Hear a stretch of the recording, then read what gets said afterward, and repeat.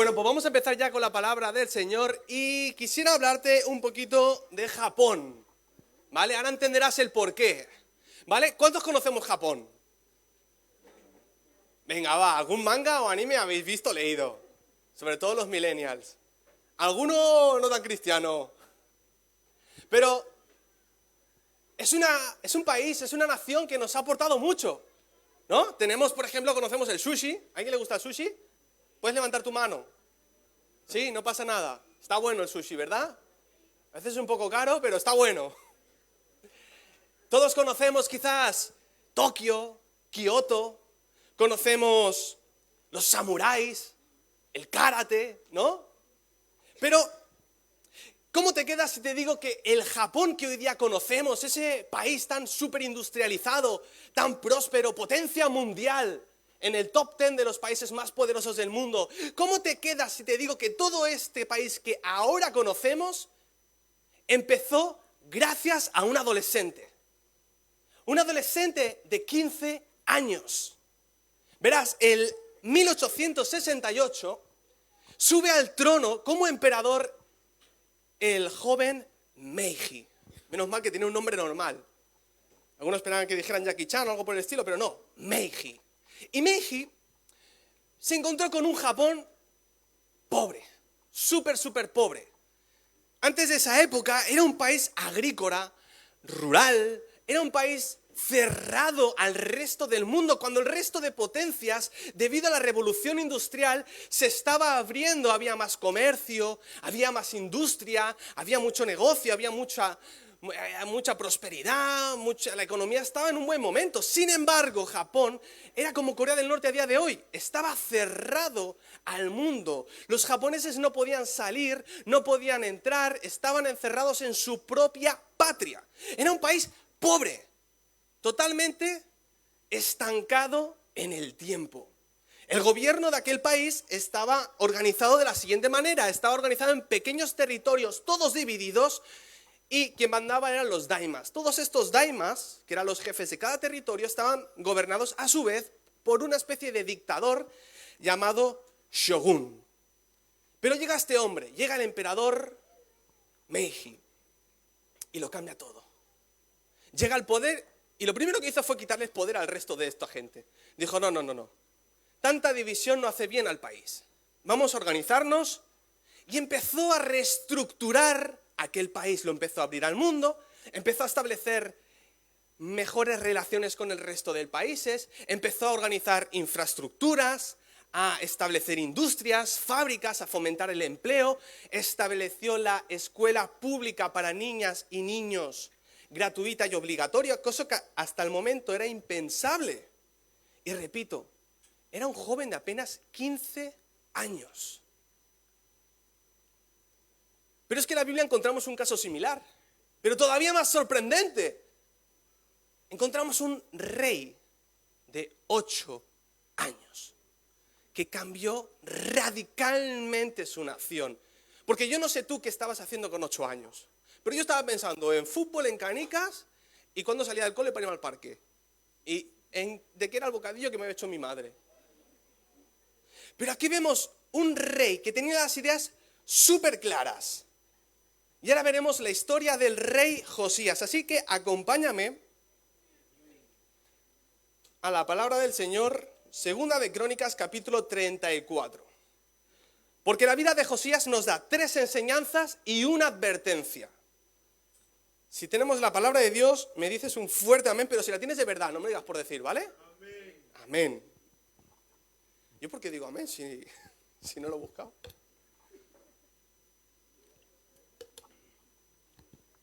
Pues leemos la palabra de Dios en el nombre del Padre, del Hijo y del Espíritu Santo. Amén. Segunda de Crónicas, capítulo 34, versículos del 1 al 7. Dice así. De 8 años era Josías cuando comenzó a reinar, y 31 años reinó en Jerusalén. Este hizo lo recto ante los ojos de Jehová y anduvo en los caminos de David su padre, sin apartarse a la derecha ni a la izquierda. A los 8 años de su reinado, cuando ya tenía 16 años, siendo aún un muchacho, comenzó a buscar al Señor, a buscar al Dios de David su padre, y a los 12 años comenzó a limpiar Judá Jerusalén. De los lugares altos, imágenes de Asera, esculturas e imágenes fundidas. Y derribaron delante de él los altares de los Baales. E hizo pedazos las imágenes del sol que estaban puestas encima. Despedazó también las imágenes de Asera, las esculturas y estatuas fundidas, y las desmenuzó. Y esparció el polvo sobre los sepulcros de los que le habían ofrecido sacrificios. Quemó además los huesos de los sacerdotes sobre sus altares, eso ya es ser radical, pero era lo que tocaba, y limpió a Judá y Jerusalén. Lo mismo hizo en las ciudades de Manasés, Efraín, Simeón y hasta Neftalí, y en los lugares asolados alrededor. Y cuando hubo derribado los altares y las imágenes de Asera, y quebrado y desmenuzado las esculturas, y destruido todos los ídolos por toda la tierra de Israel, volvió a Jerusalén. Vamos a orar. Gracias, Señor, te damos por este tiempo que nos has regalado. Gracias por tu palabra, Señor, que siempre trae bendición. Gracias, Señor, porque estás con nosotros. Por este tiempo de alabanza, te pedimos, por favor, Espíritu Santo, que hagas lo que quieras y tengas que hacer. Confróntanos, destruye lo que tengas que destruir, confronta, reedifica, construye. Tú lo sabes todo, tú eres soberano, que sea hecha tu voluntad en todo momento. En el nombre de Jesús, amén y amén.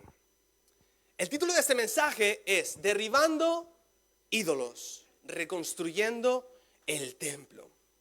Y como hemos dicho, Josías nos deja 3 enseñanzas. La primera de ellas, y ya empezamos por materia, es que buscó a Dios. Y dices, bueno, era el rey, ¿no? Seguramente estaba rodeado de sacerdotes, que tuvo a su papá y a su mamá, que eran buenos reyes, pero no. Veamos un poquito la circunstancia en la que se encontraba Josías. En aquel entonces, el reino de Judá era un caos. Era un absoluto caos. Su padre, un idólatra como ninguno. Su abuelo no se quedaba atrás.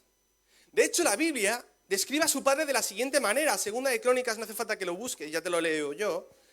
Segunda de Crónicas 33, versículos 22 al 24, la Biblia nos describe al padre de Josías, llamado Amón, de la siguiente manera. Dice, hizo lo malo ante los ojos de Jehová, como había hecho Manasés, su padre, o sea, el abuelo de Josías, porque ofreció sacrificios y sirvió a todos los ídolos que su padre Manasés había hecho.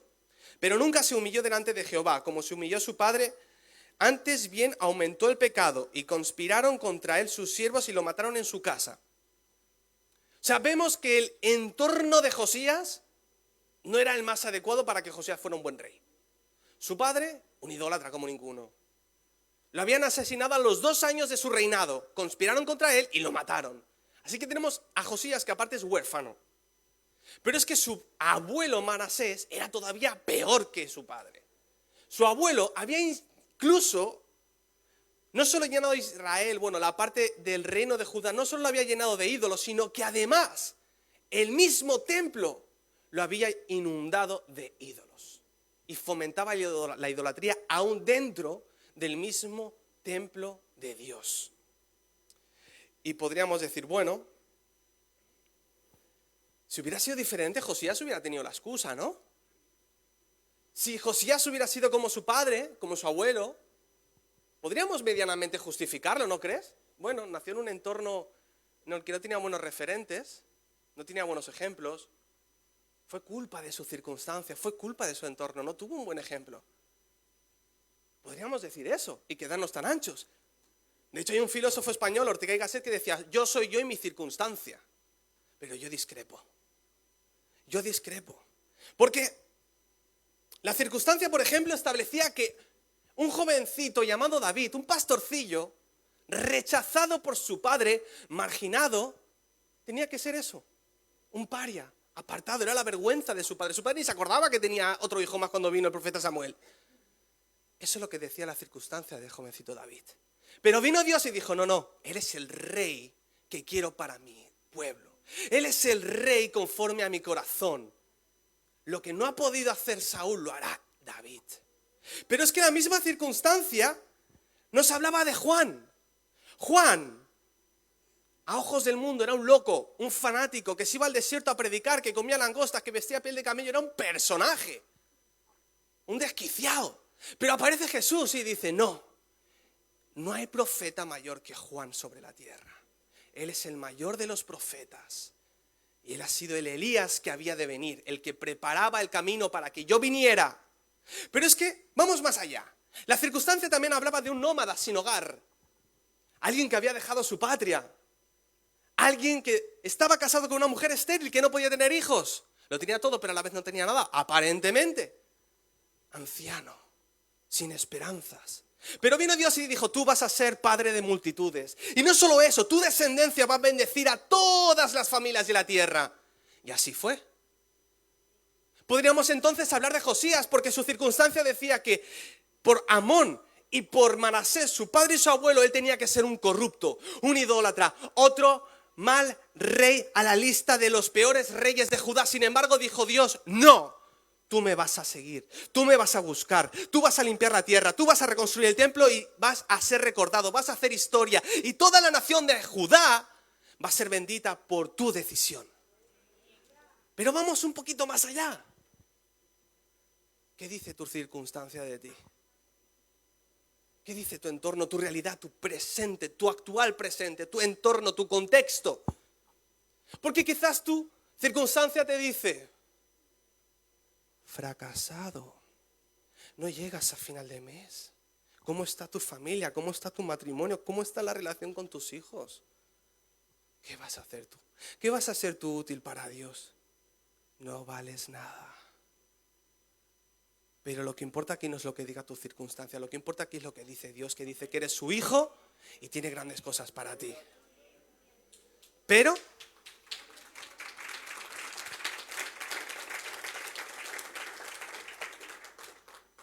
todo empieza como hizo Josías. Buscó a Dios. Vayamos al segundo punto. ¿Cuál es la segunda enseñanza que nos dejó Josías? Limpió el reino. Porque mucho se habla en la Biblia, el pecado que tanto hacía el Antiguo Testamento, el pueblo de Israel, ¿cuál era? La idolatría. Porque claro, no vivían solos en la tierra, tenían vecinos. Y a veces parece como que, pero es que Dios es muy heavy, ¿no? Cuando dice que acabe con los ídolos, que se pone muy, muy extremista, ¿no? Pero tú has parado a pensar cómo eran los ídolos alrededor del pueblo de Israel y de Judá. ¿Te has parado a pensar cómo eran esos cultos que celebraban? ¿Cuáles eran esos ritos? ¿Cuáles eran esas prácticas? Porque cuando examinamos más a fondo decimos, Señor, fuiste demasiado suave para lo que era. Porque tenemos, por ejemplo, las principales deidades, los ídolos paganos, los dioses paganos, los ídolos que habían alrededor eran los siguientes. Tenemos a Asera. ¿Sabes quién era Asera? ¿Asera o no será? Mal chiste. Ríate por compasión, aunque sea. Asera era la diosa de la fertilidad, el placer y el sexo. Sus ritos se basaban en orgías. Hombres y mujeres se prostituían porque decían que así adoraban a su diosa.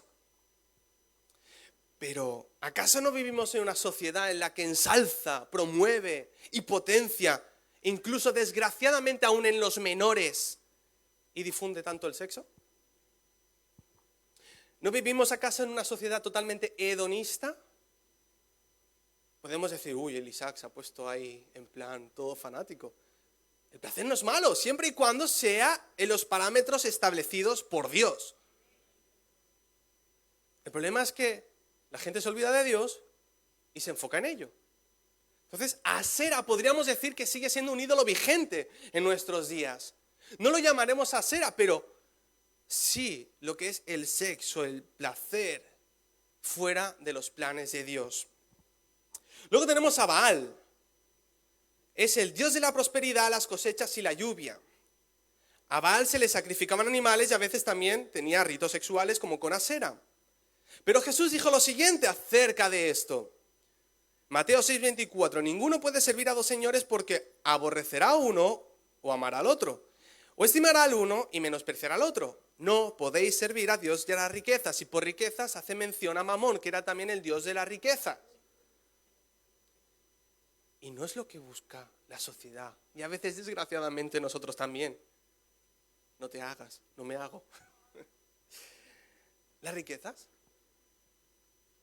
Porque no solo las riquezas, también era el bienestar, la estabilidad. Y está bien que quieras tener bienestar, está bien que quieras tener ciertas riquezas para poder darle una buena vida a tu familia. El problema es cuando eso es tu prioridad, cuando es la codicia, cuando toda tu vida se mueve en ganar únicamente dinero. Ese es el problema, pero vamos al peor de todos, ¿vale? Hay una divinidad llamada Moloch. No se le menciona aquí, pero era un dios al que se le ofrecía culto constantemente en Israel. ¿Alguien sabe de qué iba su culto? Mataban niños. Niños. Una familia que seguía a este dios, cuando tenía su primogénito, lo ponía sobre el altar y lo quemaba. Y era una práctica, desgraciadamente, y esto es real, muy habitual tanto en Israel como en Judá. Aun el mismo Salomón muy probablemente ofrecía sacrificios a Moloch. Y aquí me voy a poner serio. Sé que es difícil creértelo. Pero cuando no nos ponemos a enseñar la palabra de Dios a nuestros hijos, cuando no los traemos a la iglesia, cuando no les inculcamos valores cristianos, ¿no los estamos entregando a Moloch? ¿No los estamos entregando al pensamiento predominante de este mundo? Cuando no les enseñamos a nuestros hijos qué es verdaderamente una mujer, qué es verdaderamente un hombre, qué es verdaderamente una familia, quién es Dios y qué ha hecho Dios por él, ¿no los estamos entregando a Moloch? ¿No los estamos sacrificando a una divinidad llamada posmodernidad líquida? Siguen estando presentes estos ídolos. Y para demostrarte, le he preparado un test de detector de ídolos. Está el test de alcoholemia, de drogas, pues vamos a hacer un test de detección de ídolos. ¿Estás listo, iglesia? ¿Sí? Yo te hago preguntas, no me hace falta que me levantes la mano, ¿vale? No hace falta que pases vergüenza, no te quiero humillar. Porque seguramente yo también tendría que levantar la mano en más de un sitio, ¿vale? Entonces, simplemente en tu interior, reflexiona. Y piensa si sí o si no, ¿vale? Y luego tú verás qué haces con eso. Yo solo quiero confrontarte. Luego tú te ocupas. Pregunta número 1. ¿Qué es lo primero que ocupa tu mente al despertar y lo último al dormir? Mi esposa, mi esposo. Quizás trabajo, dinero, las redes sociales, la aprobación de alguien, si me han puesto un like, el último vídeo de Ibai, o quizás cuándo van a subir la próxima predicación de la iglesia. Ahí lo dejo. Pregunta número 2. ¿Qué cosa te roba la paz cuando no la tienes? ¿A qué estás pensando en el móvil? A mí me pasaba una cosa en el hotel. Se podía quedar chaquetas cuando trabajaba de camarero. Se podían quedar abrigos, se podían quedar de todo. Pero como se quedara el móvil, en los 5 minutos tenía regresando a la persona. Podría ser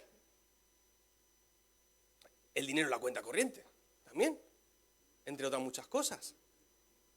Pregunta número 3. ¿Qué es imposible o qué te cuesta entregarle a Dios? ¿Horas de sueño? ¿Una relación?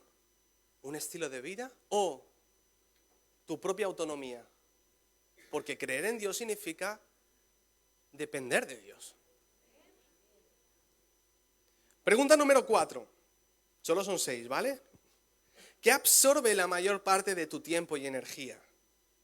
¿Horas en la pantalla? ¿Haciendo scroll? ¿Preocupación por un constante éxito? ¿Entretenimiento sin límite? Recalco, sin límite. Pregunta número 5. ¿Qué me enoja o me desespera cuando me lo cuestionan?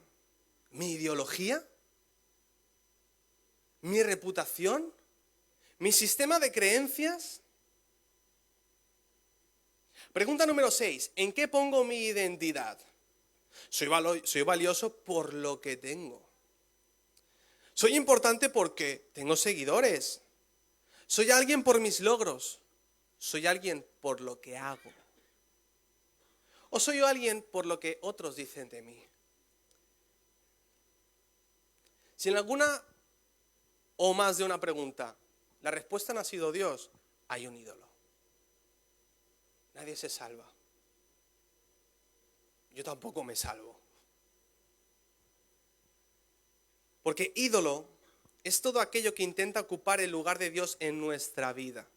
Y aquel lugar solo puede ocupar de Dios. Por algo dicen que el primer mandamiento nos enseñó Jesús en Marcos 12, que amarás al Señor con toda tu mente, todo tu corazón y todo tu cuerpo. Con todo. Y vamos a la tercera enseñanza que nos da Josías. Josías buscó a Dios, limpió los ídolos, reconstruyó el templo.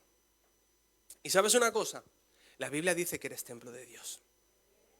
La Biblia dice que dentro de ti, si has aceptado al Señor, inmediatamente no hace falta que venga un superpastor y te ponga las manos. No hace falta que venga un apóstol, un profeta, un arcángel, lo que tú quieras.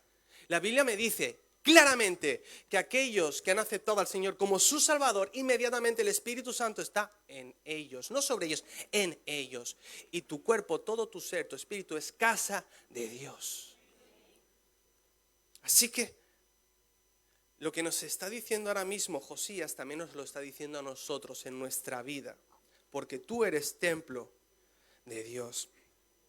Y la historia de Josías continúa. Segunda de Crónicas 34:8 dice que a los 18 años de su reinado, después de haber limpiado la tierra y su casa, envió a Safán, hijo de Azalía, y a Maasías, gobernador de la ciudad, y a Joá, hijo de Joacaz, canciller, para que reparasen la casa de Jehová, su Dios. Si tenían que reparar la casa de Dios es porque estaba destrozada. Tú no reparas algo que está bien. Y qué triste que el único pueblo, la única ciudad, Jerusalén, que tenía el único templo sobre la tierra, tenía el templo descuidado.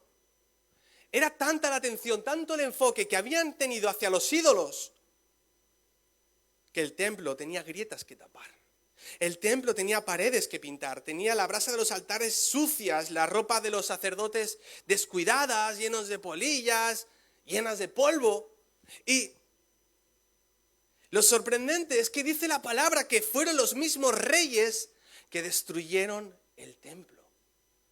Los mismos reyes, segunda de Crónicas 34:11 dice: daban asimismo a los carpinteros y canteros para que comprasen la piedra de cantería y madera para los armazones y para la entabladura de los edificios que habían destruido los reyes de Judá. Y hemos dicho que el templo representa la vida de cada uno, nuestro ser. ¿Y cuántas veces nosotros no hemos roto, destruido, desorganizado, formado caos en nuestro ser? Nosotros mismos, muchos de los problemas nos los hemos buscado nosotros mismos. No hace falta que miremos a otro lado. Los mismos reyes, aquellos que tenían que conducir a todo un pueblo hacia Dios, habían destruido la casa de Dios. Pero ¿sabes qué es lo peor? Que el arca del pacto, que era símbolo de la presencia de Dios, no estaba ahí. Tenemos el templo, que el templo tenía tres partes claramente diferenciadas. El atrio, que era el patio, el lugar santo, y luego estaba el lugar santísimo, que era donde estaba el arca del pacto, que era aquella caja de madera recubierta de oro con dos ángeles, dos querubines, y dentro estaba la ley. Eso era símbolo de la presencia de Dios. Porque por fuera se podía ver el templo majestuoso, grande, imponente, pero dentro no estaba la presencia de Dios. No estaba. Pero es que hay una cosa todavía más trágica, que sabían dónde estaba. No es que los filisteos no lo robaron, no es que ha desaparecido, no es que no sabemos, no. Se sabía perfectamente dónde estaba la presencia de Dios y durante años y décadas ahí estaba abandonada. Nadie se preocupó, nadie dijo, ahí no es, dejémosla donde tiene que estar, en el templo. ¿Y cuántas veces hemos descuidado la presencia de Dios en nuestra vida? Dios no se mueve, Dios no desaparece, Dios no se va a otro lugar, Dios no se va de vacaciones, Dios está siempre en el mismo lugar. Somos nosotros los que nos alejamos de Él. Y el pueblo de Dios se había alejado de Él. Pero vino Josías, elaboró un presupuesto, organizó a carpinteros, canteros, artesanos, levitas, sacerdotes, todo. Lo organizó y restableció el culto, reorganizó el templo y trajo el arca a su lugar. Y a veces queremos hacer las cosas a la manera de Dios, queremos reconstruir nuestras vidas hecha un caos. Y dices, ¿pero por dónde empiezo? Bueno, lo primero que podemos hacer y podemos observar es que Josías no lo hizo solo. tuvo que tener la humildad, aun siendo rey, de pedir ayuda, de contratar a profesionales, a gente que tenía más experiencia que él. Pero es que lo segundo que vemos es que cuando empieza la reforma se encuentran el libro, encuentran parte del Pentateuco, parte de los escritos de Moisés. Dicen que podría ser el libro de Deuteronomio. Y lo empieza a leer y dice, madre mía, hemos estado haciendo las cosas fatal. Hemos estado haciendo las cosas que no sabemos cómo Dios todavía no nos ha aniquilado. Y le dice a Hilcías, que era sacerdote, padre de Jeremías, explícame, no entiendo nada. Es más, dice, ¿qué podemos hacer? Y acuden a una profetisa. ¿Lo he dicho bien? ¿Se puede decir profetisa, profeta? Bueno, una mujer profeta, ¿vale? Que se llama Hulda, porque sí, también hay mujeres profetas en la Biblia. Y le dice, mira, Dios iba a mandar juicio sobre Judá, así como ha hecho con Asiria. Y dicen, ¿es que Dios es malo? No. Dios durante décadas y décadas y décadas había estado mandando profetas, avisando de que esto podría hacer, avisando de que Él quería bendecir a su tierra, de que Él quería bendecir a su pueblo, de que Él quería estar por ellos, protegerlos y cuidarlos, pero durante décadas su pueblo lo ignoró. Y ya venía juicio. Y si no hubiera sido por Josías, porque había buscado a Dios, durante esa época habrían estado bajo juicio, bajo destrucción. Y Hulda es lo que le dice, comentarle a Josías que porque ha buscado a Dios, porque se ha humillado, no va a haber juicio por ahora. ¿Y sabes qué? Tu cambio, tu reconstrucción, por así decirlo, no solo te va a bendecir a ti, va a bendecir a tu entorno. Porque hemos visto que gracias a la decisión de Josías, su pueblo entero, miles y millones de personas fueron bendecidas. ¿Qué hubiera sido si hubiera sido un rey más? Y entonces fue cuando después de años, posiblemente décadas, vuelven a celebrar la Pascua. Y tú te lo lees y dices, madre mía, menudo fiestón. O sea, ¿tú has visto las comidas pro templos, ¿no? Que hacemos aquí en la iglesia? Pues eso era una comida pro nación. Nos dice la Biblia que solo Josías ofreció 30.000 ovejas, corderos, y 3.000 bueyes. Pero es que luego los príncipes de Judá ofrecieron miles y miles de animales también. O sea, el pueblo de Israel se había olvidado de celebrar una de las fiestas más importantes que tenía el pueblo judío, que era la Pascua, donde recordaban cómo Dios liberó al pueblo de Israel de Egipto. Y era una fiesta preciosa, porque se juntaban las familias, alababan a Dios, daban gracias a Dios por su fidelidad, como hemos hecho antes durante la alabanza, comían y celebraban, habían cánticos, habían danzas, era una fiesta increíble. Y todos los del pueblo, toda la nación estaba invitados a comer gratuitamente, todos. Y había celebración, había fiesta en honor a Dios por todo lo que estaba pasando, porque Dios estaba bendiciendo de nuevo a su pueblo después de tantos años. Pero ahora es cuando nos viene la advertencia. Hemos dicho que habían 3 enseñanzas y ahora queda la advertencia. Josías dejó de buscar a Dios. Y eso que fue la primera enseñanza que nos dio. Segunda de Crónicas 35, del 20 al 24, nos explica, no hace falta que lo busques, que llega un momento en el que el faraón Necao II viene a hacer guerra contra tu pueblo. Y Josías sale a la batalla. Quiere salir y le dice, pero a ver, Josías, que yo no tengo nada en contra tuyo. ¿Qué me vienes a hacer guerra? Es más, te digo una cosa, Josías. Dios me ha dicho que vaya a la batalla. Y está hablando de Dios, nuestro Dios, porque lo menciona con letra mayúscula, no con D minúscula. Y le dice, Dios me ha enviado a esta guerra. No es contra ti, Josías, no te metas. Y es más, Dios me ha dicho que me apresure. Pero Josías no hace caso. Josías se disfraza de soldado, de un soldado común y corriente. Y cuando está en mitad de la batalla, una flecha, otra flecha, lo atraviesan, muriendo. La arrogancia de aquel rey, que quizás, no lo sé, pero nos da a entender la Biblia, él daría a entender que él era elegido y que Dios solo hablaba con él y que no podía hablar con nadie más. Sin embargo, Dios había hablado con el faraón. Y Josías se interpuso en sus planes. Josías hizo lo que no tenía que hacer. No buscó a Dios porque podría haber dicho: Señor, ¿de verdad le has hablado a este señor? Acuérdate que ellos nos oprimieron tiempo atrás, yo que tú no me fiaría. O algo por el estilo, podría buscar dirección, pero en ningún momento preguntó al Señor. Y acabó muerto, asesinado en batalla, cuando ese no tenía que ser su final. Qué triste que aquel gran rey acabara de aquella manera, por meterse en una batalla que no le tocaba.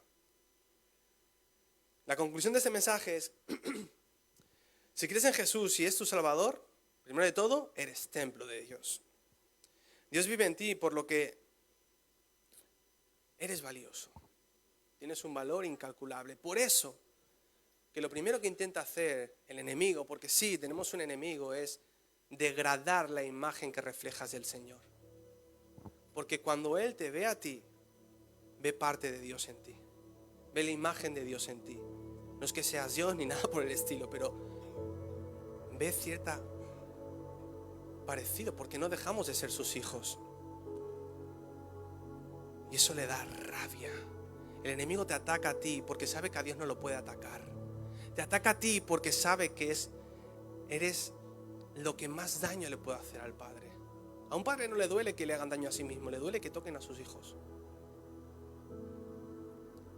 Y en esta mañana yo no sé cómo estará tu vida, pero quizás, puede que quizás tu vida sea un desastre. Que no sea la vida que un cristiano promedio debería tener. Porque se nos ha enseñado muchas veces que un cristiano promedio tiene que tener todo en orden. Tú puedes enseñarle la palabra de Dios a tus hijos, pero tus hijos cuando crecen se pueden alejar o se pueden apartar. A pesar de que tú hayas sido el mejor de los padres, que le hayas inculcado la palabra de Dios, que hayas cumplido tu deber. Tú puedes ser el mejor en tu trabajo y por cosas de la vida pueden echarte. O incluso de tu casa. Tú puedes ser un buen administrador, ser honrado, ser íntegro, y mira, se le gira la cabeza al dueño de tu casa donde tú vives y te dice: mira, que quiero vender, y te deja en la calle. No puedes tener el control de tu vida, no lo vas a tener nunca. Por más que te esfuerces, puede que tu vida sea un caos. Puede que hayan ídolos. Puede que hayan cosas que retirar, que derribar, como hizo Josías. Porque Josías no empezó a construir hasta que primero limpió. Y en esta mañana, lo que nos está diciendo Dios es: hay esperanza. Dios puede reconstruir tu vida, reconducirla. Ser ese cristiano, esa cristiana que dice la Biblia que seas. Pero, ¿estás buscando a Dios? ¿Estás dispuesto a limpiar tu interior? ¿Estás dispuesto a reconstruir tu interior a la manera de Dios? Tal como dice su palabra, tal como hizo Josías al encontrar el libro. Porque no estás solo, no estás sola. Hay gente y personas que Dios ha puesto en tu camino. Y una advertencia: no dejes de buscar a Dios, iglesia.